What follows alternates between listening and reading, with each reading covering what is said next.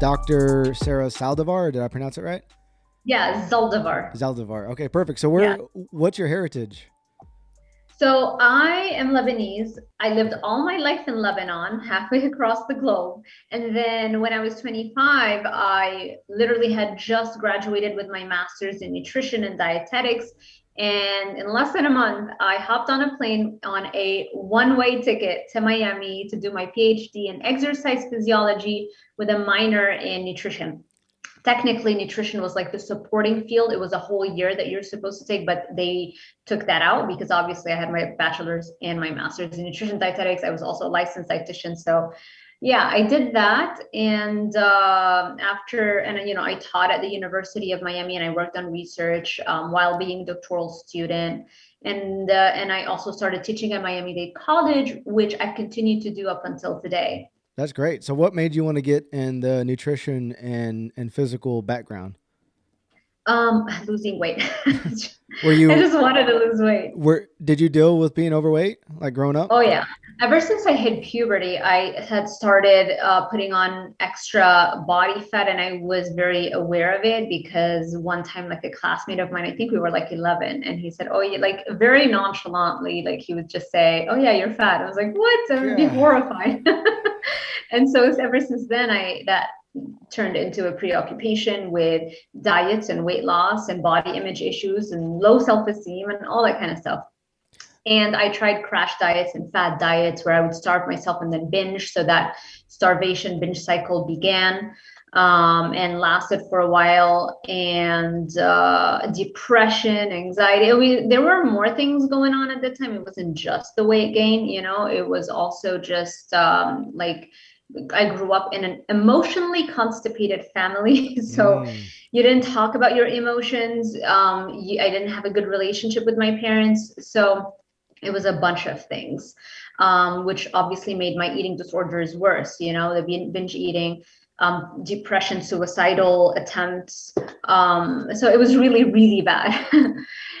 But once I graduated high school, I didn't even go to like these, when you do like at the end of high school, that you'll do like a party or a ceremony Yeah. where it's just for fun, not like the official graduation ceremony. I didn't even go to that because I was just so horrified because I had gained weight and it was just really miserable. But once that was over and summer was upon us, I was also working as a waitress. I started waitressing, waiting on tables when I was 17. So that last year of high school, I would work in the nights, like 4 nights a week, and go to school. And so I continued to do that. So that summer, I was working at that restaurant and preparing to start university. And I was already starting to feel better a little bit when you have a little bit more independence as you get older. And I was like, what should I do? And I still had the fitness and the health thing because I always felt like I didn't have control over that. And so that's what I ended up doing. But of course, it turned out not to be probably the smartest thing that I could have done because they brainwashed me with all the worst possible nutritional advice, which, by the way, they still do to this day.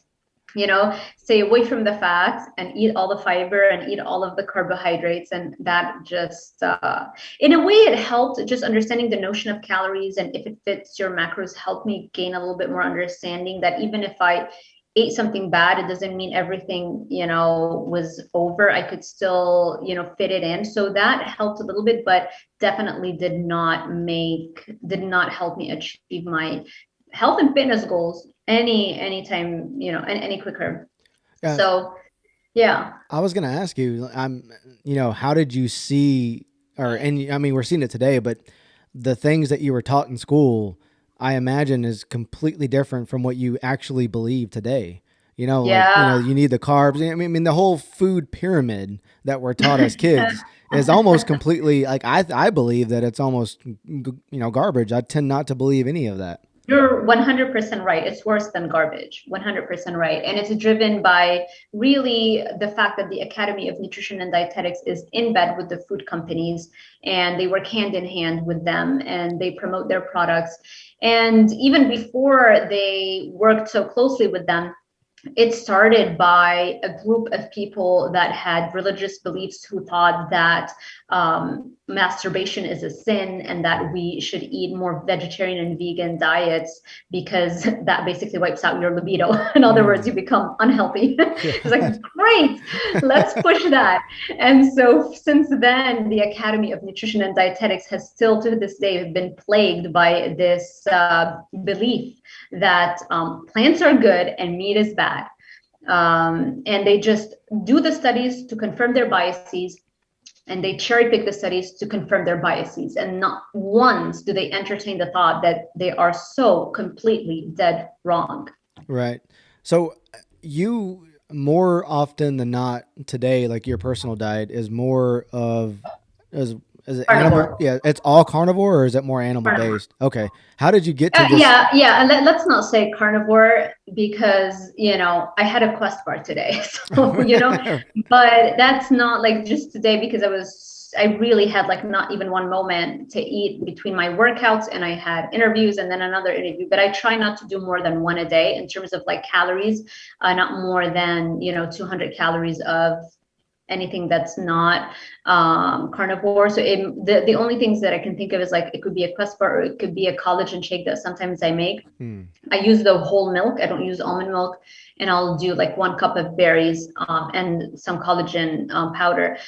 But I do that knowing that's not a good thing that I'm doing. Like I'm not under the false impression that, ooh, I'm having a collagen shake. This is great. No, no, no, no. I'd rather have ground beef. I'd rather have a steak instead. Right. I just do it sometimes to not be so hard on myself, because sometimes I will do like super strict carnivore, but I've noticed like when I put those things on this amount of pressure on myself, be super strict carnivore, and then if I like touch something like sweet, and then I just fall overboard because in my mind I'm like being so rigid with it. So now I've kind of like relax, chill out. If you're eating 90% carnivore, you're doing good. Like it's fine if you have a bite of something, one of these days. It's not going to kill you. So yeah. I'm always interested in talking. So I don't. Do you know who Dr. Lisa Weidman is?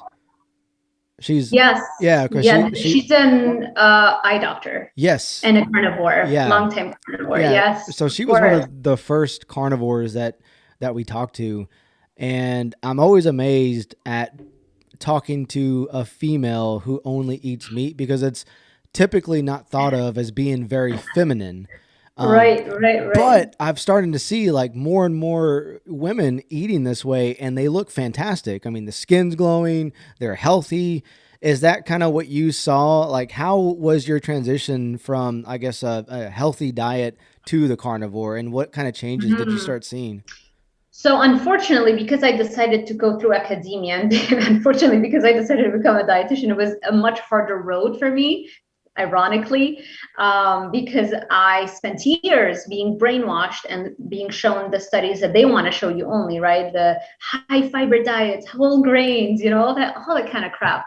And I believed it, obviously, and I tried to apply it. And then you just think, oh, it's just me. I need more willpower. You just blame yourself, not realizing that they are not giving you the whole picture, right? They're just giving you probably what they were taught. It's not like, my instructors had an agenda, but, they follow what the Academy of Nutrition and Dietetics puts out. And then it's the Academy of Nutrition and Dietetics, the ones at the top that know what's going on, And I don't know if the ones at the top are doing it just out of ignorance, because for them, like they've never struggled with weight. And so they're like, I'm going to become a dietitian. I've always been in shape. I'm still in shape. I'm just eating more whole grains. So it's like they never have to think about it much. And so they just like look at it as, like reading from a book and repeating this stuff. And then it's like, yeah, why not partner with those food companies? They're giving us tons of money, and clearly I'm not dying from eating those foods. So it's good for the whole world. So that probably is how it happened. I'm not sure. So this is how those academic programs get built, right? And all over the world, especially like in Lebanon, which is a developing country where we don't have our own, association. We just take from what the United States is putting out, and we follow that so that we are credentialed, and so that, we can, I guess that's the word, credentialed, right? Or accredited. Sorry, accredited is the word. Yeah. So it was very difficult for me, even though for years it never really gave me food freedom. I was always addicted to the carbs and the sugars, and it was always very difficult. So it just made it a lot harder for me to eventually realize that it's all been wrong. And the only reason I eventually came to understand that carnivore is the optimal human diet. It is our species specific diet, just like how lions eat meat, cats eat meat, dogs eat meat. Doesn't mean they can't eat grass or other things, but they're not going to thrive, right? Unless you give them their species specific diet. Also, humans eat meat. Like that's our diet, you know? So, the only reason I was able to eventually get to carnivore is because I persisted and I just refused to settle, you know, and be like, that's just how I am, you know, I'm always gonna have some extra pounds. I'm always gonna struggle with excess body fat and all that kind of stuff. And also I had acne, also I had anxiety. I mean, so many things. So because I was persistent trying to figure it out, and also because I'm a huge nerd, like I could read for hours. I'll read everything about everything and anybody. Like I'll know everything. You know, I'm just a very deeply curious person. Because of that and the internet, first I discovered the paleo diet because around 18, 19, I was having also on top of the weight is the acne, not terrible cystic acne, but like, you know, under the skin, all of it, you could see bumps that are skin colored. And on certain angles, you can tell like it's not smooth, you know? Right. And I was like, really traumatized by it. And I saw all the dermatologists, they put me on every single drug you can imagine. Accutane twice, nothing worked. Yeah, birth control pills, antibiotics. How stupid. I did antibiotics for 3 months. Obviously, nothing worked. So I was at my wit's ends, and after the Accutane, it started giving me cystic acne, which is something I never had before. So it actually got worse. Gosh. So I started Googling even more.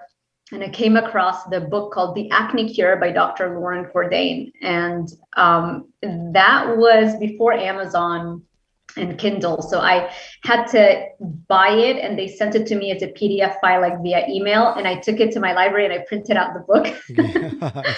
And that was the first time I understood that hunter-gatherer societies have zero acne. Even their teenagers who were supposed to be in that insulin resistant stage where you're supposed to have acne and it's normal, they didn't have it. And throughout history, we never had acne. And the whole thing was about eating a paleo diet. And it worked. I tried it for like the first 30 days. He says after 30 days, you should see clear effect. And it worked. And then I did it another 30 days and then it worked. But that second time when I was finishing, it was about the time that I was coming to Miami, starting my PhD, and it was like a lot of instability, you know? And so I remember when I first got to Miami, I stayed paleo for a while, but I still remember like would order, you know, pizzas and stuff. So I wasn't doing it perfectly, which is why I saw a dermatologist in Miami as well, because like I can't deal with so many things at once. So while I get settled in a new country by myself, I knew nobody here. Like it's not like I had an aunt or like nobody by myself. I didn't even have a car. So I couldn't like deal with all those things. So I tried to do more paleo, but at the same time, definitely wasn't eating great. So I saw more dermatologists, and it was like even worse here. I remember the first dermatologist I saw in Miami, and I asked him, "Do you know what the paleo diet is?" And he was like, "What's that?" Yeah. And then he prescribed me some drug and some topicals, you know. That's insane. So yeah, that's how it all started. That's like just putting that seed, that paleo diets and ancestral diets, all those things that I was taught were fads, because when I was getting my bachelor's in nutrition, our instructors were like, okay, your homework, like for a whole semester, every weekend, our homework was to critique a diet, why it's a fad. So every diet that does not adhere to what the Academy of Nutrition and Dietetics deems is a healthy diet is considered a fad diet. Even the diet that humans were born to eat and ate for 99.99% of their existence is somehow a fad diet by the Academy of Nutrition and Dietetics thinks, anyway, it's, yeah. So After I got into paleo diets, it worked, but at the same time, I was still doing carbs because like doing fruits with every meal and Right. sweet potatoes and stuff like that. So between the acne and between an inability to drop body fat to where I wanted, I kept reading. And every time I would like binge on foods and eat crap and feel really bad, I'd go out being the nerd that I am and just buy all the books and read all the books. And from there, I read the art and science of low carbohydrate living, and then the art and science of low carbohydrate performance. Two books about keto, written by the pioneers of ketogenic diet research, doctors Jeff Volek and Stephen Finney, where they talk about all the research that they're doing and they've done on keto and how this is the natural human state. Babies are born in a state of ketosis. Babies or breast milk is actually a ketogenic diet food designed to keep the baby in that ketosis state. It's as if babies are supposed to be on a ketogenic diet until they're weaned off. What do we do instead? We wean them off and we give them breast milk where the first ingredient is high fructose corn syrup. Yeah. Yeah. No, it's crazy. So from there, I did keto, which really, the first time I did keto, by day 7, I felt like the lights came back on. I had no idea I had brain fog until I entered the state of ketosis and became keto adapted. And I had that mental clarity. I was like, wow, this is how other people feel. This is amazing. And eventually, again, more research. I read The Plant Paradox by Dr. Stephen Gundry, where he talks about plants want to kill you because they don't want to be eaten. We think that plants have no self-defense mechanism because they can't fight you directly if you're trying to eat it, unlike an animal. But they do. And instead of moving, because they can't, they have become master chemists where they create a bunch of chemicals that are targeted missiles in your body designed to weaken you, because you are the predator, and the weaker you are and the less fertile you are, the better for the plant. Because if you can't reproduce, that's great for them. And if you die, that's even better. Yes. So I like listening to Dr. Paul Saladino, where he talks about how chemicals have defense, or plants have defense chemicals in them, and in fact, we use some of those chemicals to fight off insects on crops and stuff like that, like, or where they're in cleaning products and stuff like that. So it's pretty insane that these are natural formed chemicals inside plants. So that was a shocker to me. 99.99% of pesticides in the American diet isn't coming from the pesticides that we apply. It's coming from the actual plant's natural pesticide. I'm going to say that again. 99.99% of the pesticides in the American diet comes from the actual plants you eat, not the pesticides that we produce and we put on the plants. Wow. That's crazy. Yeah. That's crazy. Yeah. Caffeine is a natural insecticide, right? I love caffeine though. I love caffeine. Do you drink caffeine or No, coffee? I haven't had. Yeah. I tried to cut it out the first time. I did 30 days and then went back. And then I did another 30 days and went back. And finally, November 13th, 2021, I cut it out. And so it's about to be 7 months now. And I don't even think about it. Like, I know I'll never go back to it ever again in my life. That's like my one thing that I can't let go. I can let go of sugar, pizza and all that stuff, but caffeine, I haven't tried letting it go yet. Like, I haven't attempted it, but I don't Well, want. you need a reason. Yeah. Yeah. If you don't want to. Yeah. I mean, you got to have a reason. I have headaches that, that are like very recurrent. And so for me, I knew that caffeine was a big trigger. That's why I had to get it out. It's horrible to have headaches and be able to be, functioning and do all the things that I do. So that was a strong reason. You got to have a strong reason. Yeah. I'm curious to learn about your family a little bit, because ever since I've kind of dived off into the animal based diet, I would say I stick to, grass fed, finished beef. My family owns a ranch and we raise our own cattle. So I'm able to get, locally sourced meat myself, which is a blessing in itself. And then, I eat fruit and honey and stuff like that.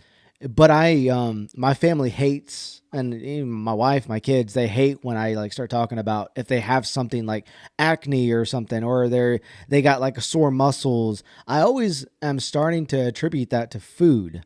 Um, and my family don't like talking to me. I'm curious, does your family kind of feel the same? Well, I don't talk to most of my family, so Okay. that's that. But I do talk to my aunt, and we talk about those things. But Lebanon is going through like a really hard time right now. Actually, in the past 2, 3 years, it's gotten even worse. The currency, the Lebanese lira, the currency deteriorated by 90% in like less than a year. I think that happened in 2020 or 2021. I can't remember. Yeah. So they're just in survival mode. They're not thinking about I have acne. That's not right now Right. where they're at. But before that, we used to have those discussions, and they know, they understand. But it's addictive. It's highly addictive, and they also have very strong beliefs that, meat is so heavy. I can't live without pasta. Like, just you Yeah. know, what I think people have to be wanting to get better in a certain area, very, very strongly, because it's going to be a hard transition. It's not going to be easy to all of a sudden start eating a carnivore diet, although it's not really that hard, I think. But that for somebody who hasn't been in health and fitness or fitness minded that way, it might be much harder for them. It's like, you know what, leave me alone. I'm Right. happy. No, absolutely. Growing up in the Hispanic culture, we like tortillas and beans and rice, all those heavy carb foods. So Yeah. when I visit my family, it's a point of contention. Like, why are you eating that? Why are you eating, burgers with just eggs and cheese, or why do you eat Oh, that they're way? telling you. Oh yeah.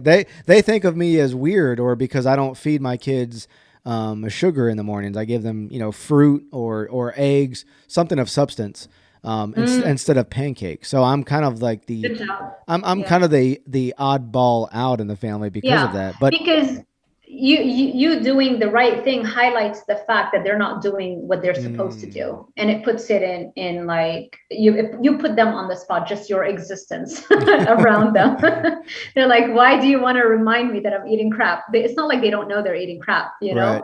They just pretend to be in denial. That's just normal human nature. So you mentioned that you still teach. Do you also do any type of nutritional coaching outside of the education world? Yeah, so I do, but I don't like advertise for it, Mm, because for me, to have a greater impact and a lot more, yeah, impact, I guess is the word. Doing what I'm doing with YouTube, I can reach thousands of people, as opposed to, being one on one with one person. But like, when people, shoot me an email, I generally do take them on. Unless I'm having like an exceptionally crazy month. But yeah, like, if you notice, like, I never even advertise for it. yeah, that's why I was curious. But I would imagine people would Yeah. be reaching out to you, especially women. Is that I who do. predominantly reaches out to you? Is No, women, or is I've it mostly men? actually probably more men than women, or an equal with a slight more men than women, but I wouldn't say more women than men. You know what? Now that I think about it, I'd say more like a 50-50. Okay. I would say more, yeah.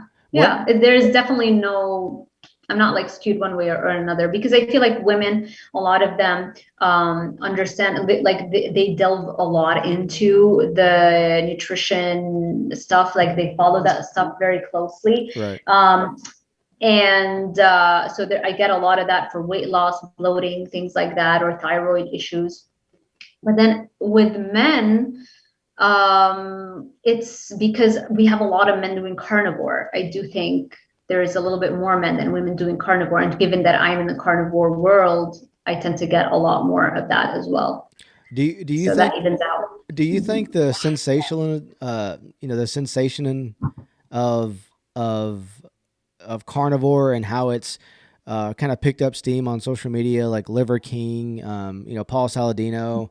Do you think that at some point it's going to get hijacked and be something like the plant based world, where there's made up food, because the plant-based community, not all of it's bad. They want to do good, right? But now it's like Yeah. they got like fake meat and fake Yeah. food. Do you think the carnivore world is going that way because of like the social media presence on Instagram? Yeah, I'm sure there's a lot of interest of how can we monetize that. The problem is that how can we, like in reality, do anything that's processed with just red meat? It's like I'm sure they've thought about it, but it's like what are you gonna do with Yep. red meat? Yeah. Other than some bars, it's like beef, salt, and fat.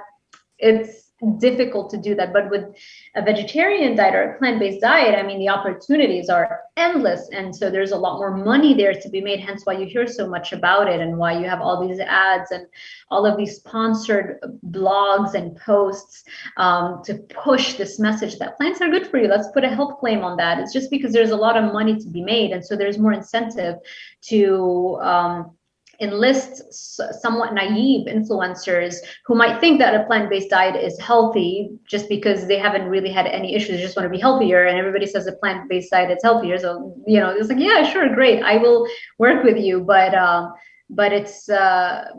it's not like the influencers are ill-meaning or they have any ill intentions. They just useful tools, really, to make a ton of money. Yeah, no, absolutely. So I've had this argument with some vegan folks about how the carnivore world will eventually get to the place of I guess fake food like vegans are. But that exact Uh, reason what you said, it's so yeah. hard. You can't. It's meat, Yeah. like true carnivore or animal You based diet. can't You can't you, fake that. you can't become a carnivore by having very limited nutritional literacy, but it's very easy to become a vegan when you have very low nutritional literacy. So Right. that's a major. I know they like to feel like, oh, you're just like us. Like, no, no, no, no, no. We've been there as well as Yeah. every carnivore has been plant-based before or vegan. Everybody, Yep. including myself. No, Yeah. So absolutely. What's the completely. what's a day in the life look like for you as far as your diet? How many times a day do you Mm, eat? What are you consuming? That kind of thing. mm. So I don't force intermittent fasting, but usually it happens naturally, because I like to do my cardio first before I have my first meal. So I'll wake up. I did my ideal time to wake up would be 4:30, but it doesn't always work that way because I have a very hard time forcing myself to sleep at night, like early on. So most of the time I'm up by 5 or 5:30, and then like in a couple of hours I have a treadmill. It's actually right here next to me in my office, so I will run 6 miles, like super fast. I'm always pushing myself to get faster and faster on that. So there's always a level of progression there. Right. And then I will, at that point, after I'm done, I will have breakfast. That's when I'm breaking my fast. So I would have, I grease the pan with some leftover bacon grease so that I don't use, Pam or any of those seed oils, industrial seed oils. Right. And I'll do eggs. Normally it's like 3 eggs, and I'll do bacon. And I was able to find bacon without any sugar, so I'll do bacon without any added sugar in the ingredient list.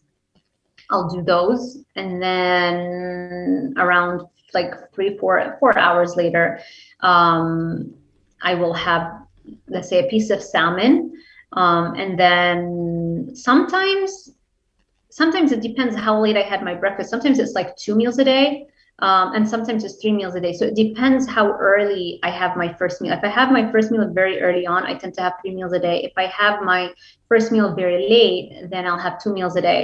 And so I kind of know how to like tweak things so that if I know I'm going to be having only 2 meals this day, then I'll increase the portions.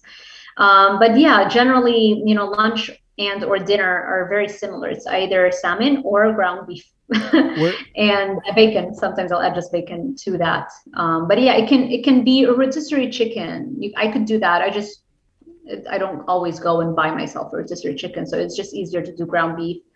okay. That's pretty much just chicken wings, chicken thighs, chicken drumsticks. Those are all things that I can rotate, but like recently I haven't been doing that. Yeah. Okay. So where do you get your beef from? Is that a big thing for you? Do you try to get grass fed or is it just No, normal meat? no. I don't, yeah, I don't worry too much about that. I mean, it would be great to get high quality grass-fed beef, but if people are listening to this and they are intimidated and feel like, oh, I can only have organic grass-fed beef in order to get the benefits, like, no, don't worry about it. Any kind of beef that you can get your hands on is going to improve your health by 95%, if not 99%. Compared to whatever you're doing now, just eat any meat you can get your hands on. That's all, and that's how I do it. Yeah. No, that's great advice. What's kind of the biggest like when you're helping people, what's the number one thing that you do to kind of get people transition out of the standard American diet into animal based or Mm, carnivore? What's the number one thing that you seem to have noticed has helped yeah. more? It depends on how the client is. So sometimes I'll be trying to take them, like, take it easy, giving them a dirty keto phase first so that they can adapt to doing a low carb and enter that fat burning phase first, and then transition them to carnivore. So sometimes I'm trying to do that to make sure they hit those goals, and they're like, no, I'm excited, I'm inspired, I want to do full carnivore. I'm like, well, great, then, I'll give them a full blown carnivore diet. And then other people, they're like, but I love that salad, just some tomatoes and, cucumbers. That's all I have. And I really want to keep it at least in the first few weeks. I'm like, fine, we can keep that. But those other things, like, you eat those and you bloat right after, like, I gotta cut those out. So it's very individual. It's a very personalized approach. It really depends. And people generally know themselves. They know their psychology. Are they like an all or nothing kind of person, or are they people who are like, I just need to do this as pain free as possible? Right.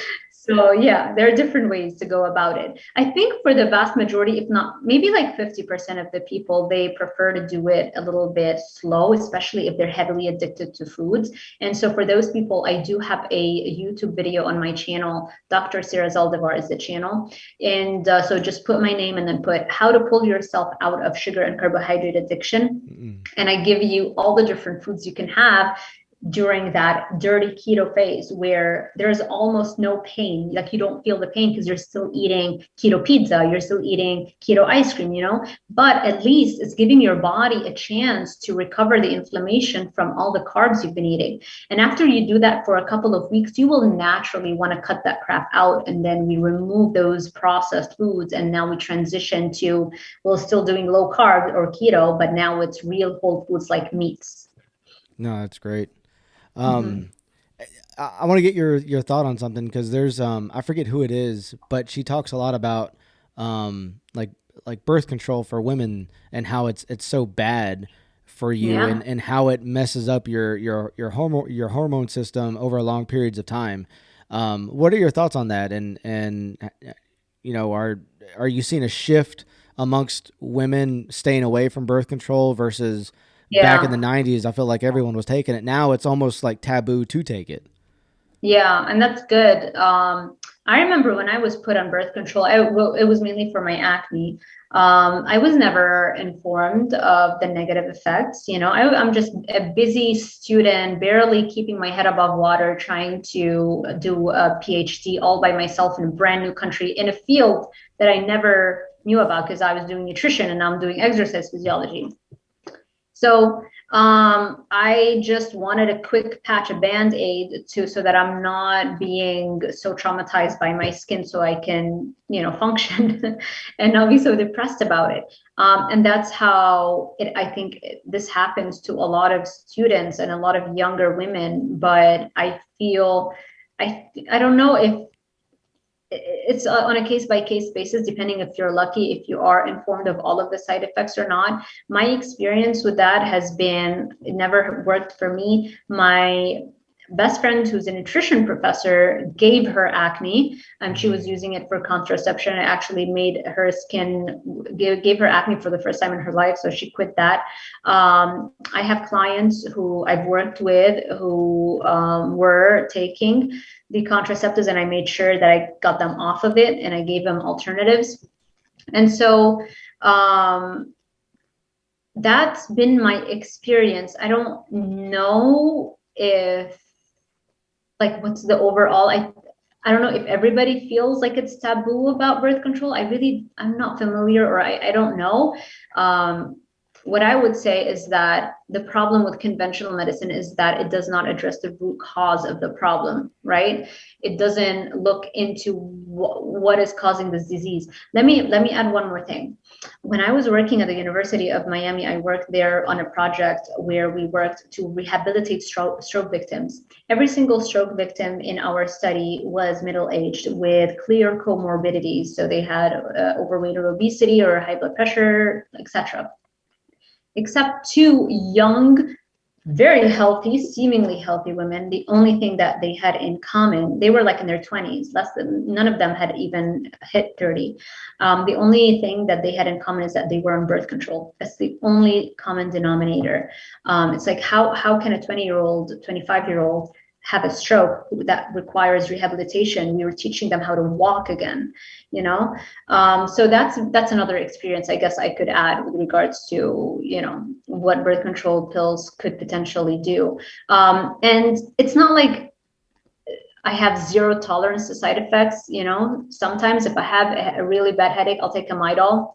It's not like it's terrible. It's just that whenever we have an alternative, why should we take a drug? You know, why should we inject those things into our bodies and clearly mess our hormones? That one of the single most important determinants of how healthy you're going to be and how well you're going to age. Why would we ever want to mess with that? A lot of women, when they're taking birth control for a long period of time, they don't get a period. I mean, anything that you put in your body to stop a normal physiological function like menstruation, like just logically, like what exactly do you think is going to happen to your body? Do Right. you really think this is harmless? So a lot of women eventually they're off the pill because they want to get pregnant, and guess what? We can't get pregnant. Well, Yep. like surprise, surprise.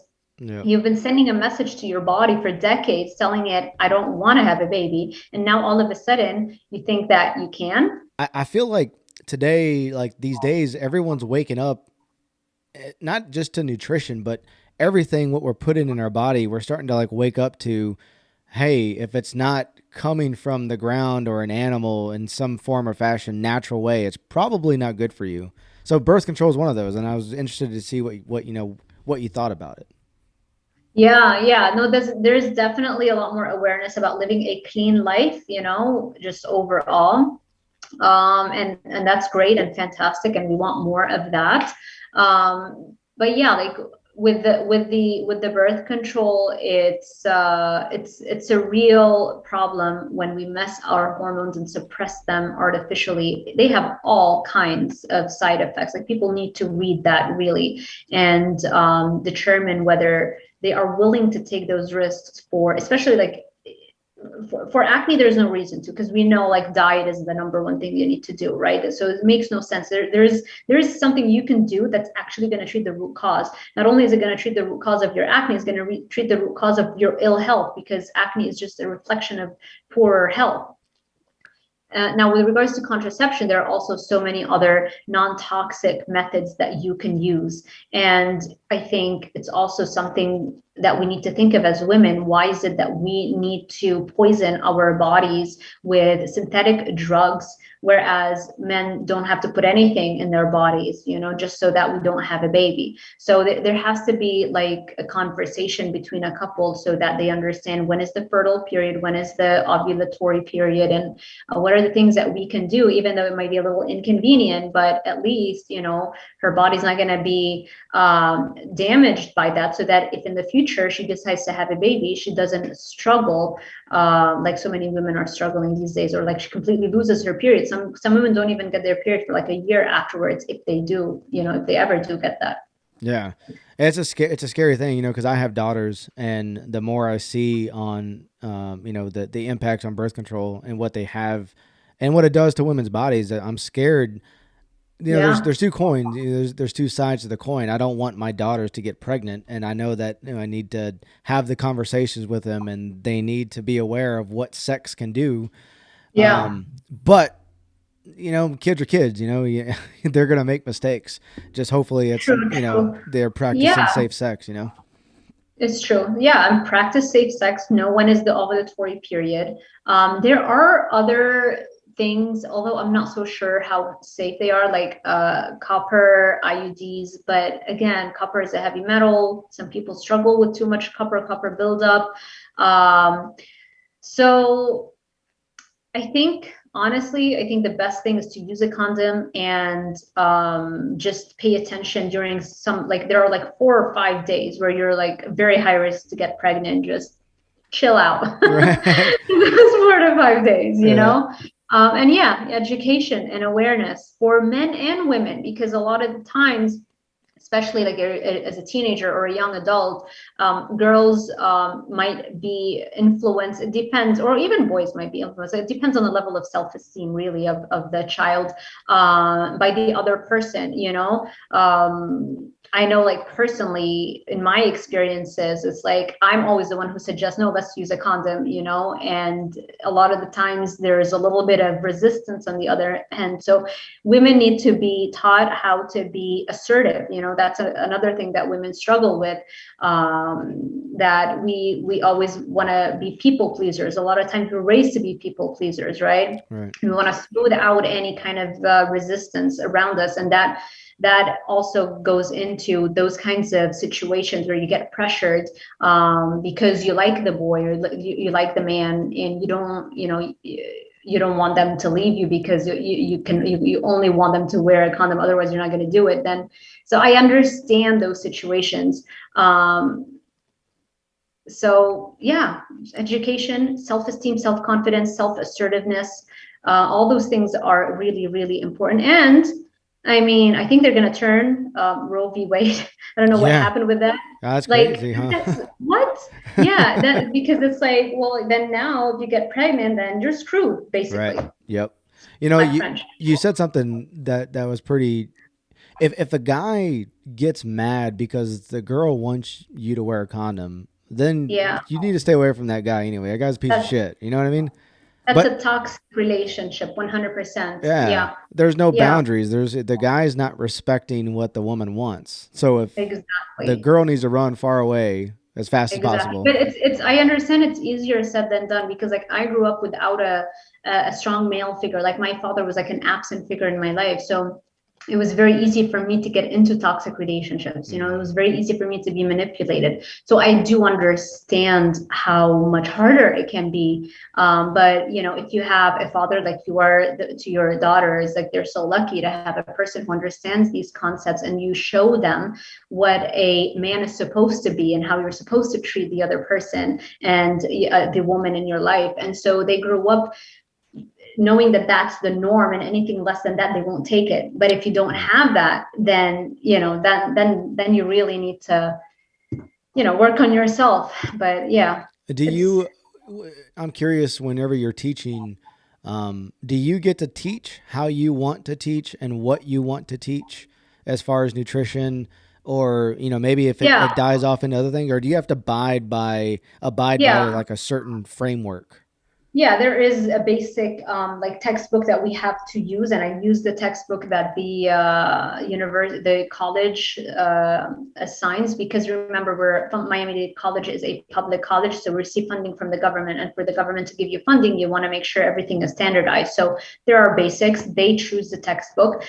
So we use that as like a reference book, but really the basics don't change much. So they go over the lectures and they understand the basics, but then when we're meeting, it's a Q&A and it's a discussion. So we're talking for hours, you Yeah. know, and they're asking me, and it's all about them asking me questions and us discussing. And so as a professor, you have a right to share your opinion about topics. When you're asked, you're protected under the law. At least I know that's how it is in New Zealand. I remember Professor Bart Kay, who's well known also in the carnivore world. He told me that. I haven't looked into it in the United States, mainly because I don't really care whether I stay or not. I'm, more focused on my business. But I'm assuming it's like the same thing in the United States. No. Yeah. So do you? I imagine some of your students follow you on social media. So do they question like your lifestyle and how it maybe contradicts some of the stuff that's being taught in the book? Do they bring up questions Well, like that?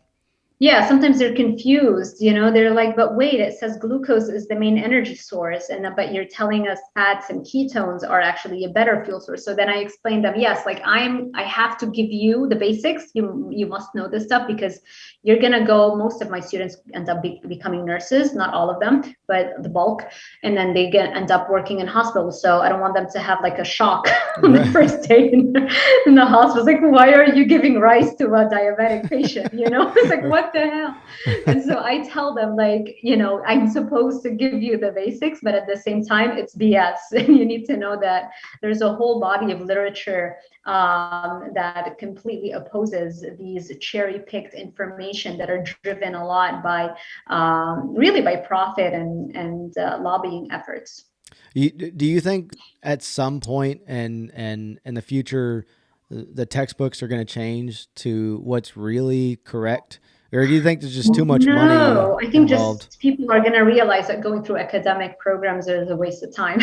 Just like right now, I guess you can, I don't know if you're aware, but like most universities and colleges, like it's going down, the amounts of people that are registering, because now you've got the internet, you've got YouTube, you've got influencers, people who have actually achieved and great things in their life and became successful, and they have now a platform to share their knowledge with the rest of us. And so now the parents and the children have access to this information that tells them that, is it really smart to gather all this debt so that you can learn outdated information? It takes an average of 17 to 20 years for the science that is coming out right now to actually translate into the academic textbooks and clinical practice. Mm. So everything we're teaching is that old, is like 20 years old, right? And so I think kids are becoming brighter and smarter at a younger age, because it's like we are living in the age of information. And parents, same thing.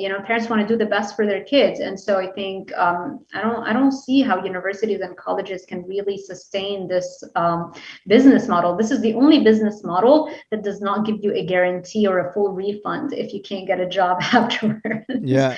Any other business is like, you have some form of guarantee, but they can't do that in academia because they're giving out degrees, but they know that most of those students aren't going to find a good job in this in this field. Yeah, everyone's getting, 20 years ago, a bachelor's degree meant something in the world.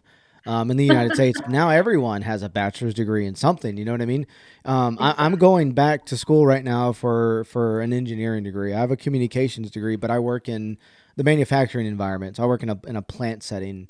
A communications degree doesn't really do a whole lot in that setting. So I went back for engineering. But Wow. I'm noticing, or my thoughts are that I am actually getting dumber going back to school, because Yeah. and I say that too because up to this point in my career where I've gotten pretty far, I've gotten far because I have a high work ethic, and I teach myself things, and I'm able to go and learn new things on my own. Now that Yeah. I'm having to get taught this material, I don't have time to expand my knowledge beyond what my work, what I can to achieve, like innovation and digital stuff at work. I have to be taught this Mhm. stuff that everyone else is being taught. So my theory is I'm learning what they know, but I'm not really getting any smarter. You know what I mean? Yeah.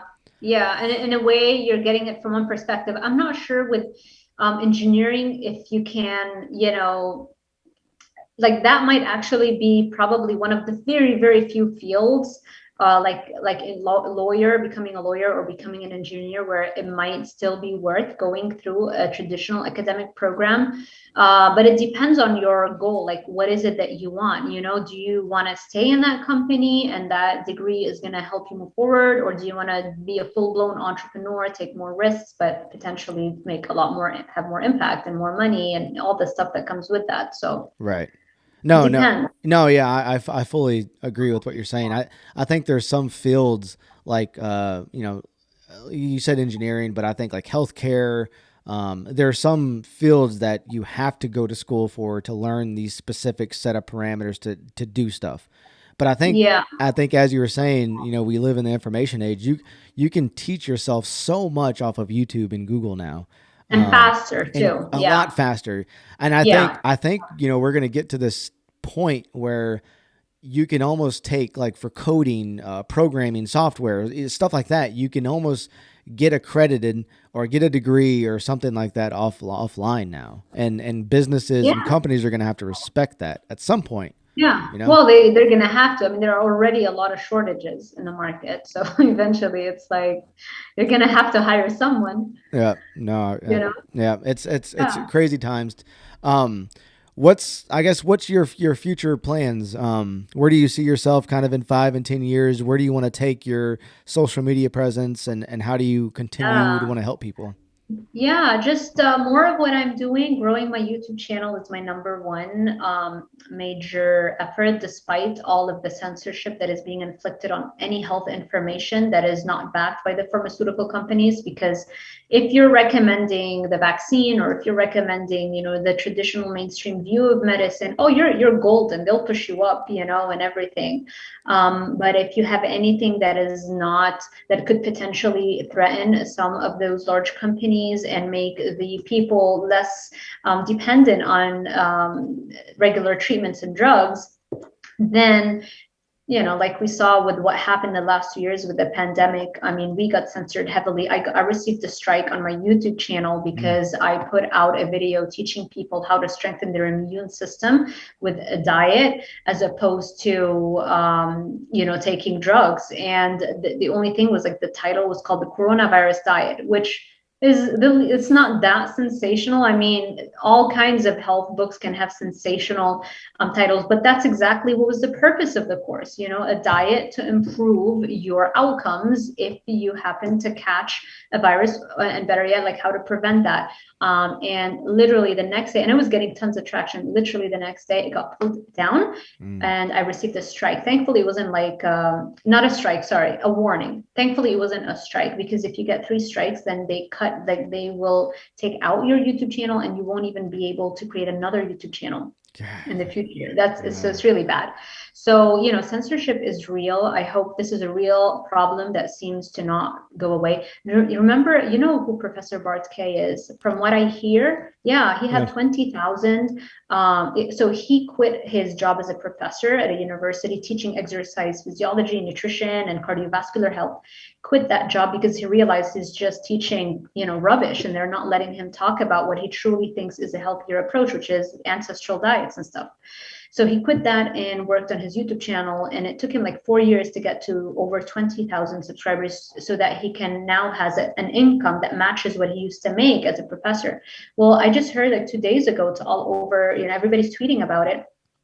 They took down his channel. Whoa. Like, they literally wiped out his subscribers out of nowhere. They removed his subscribers. Now, if you go and you look at Bart Case, it'll show there's one video there, and there he has like 100 subscribers.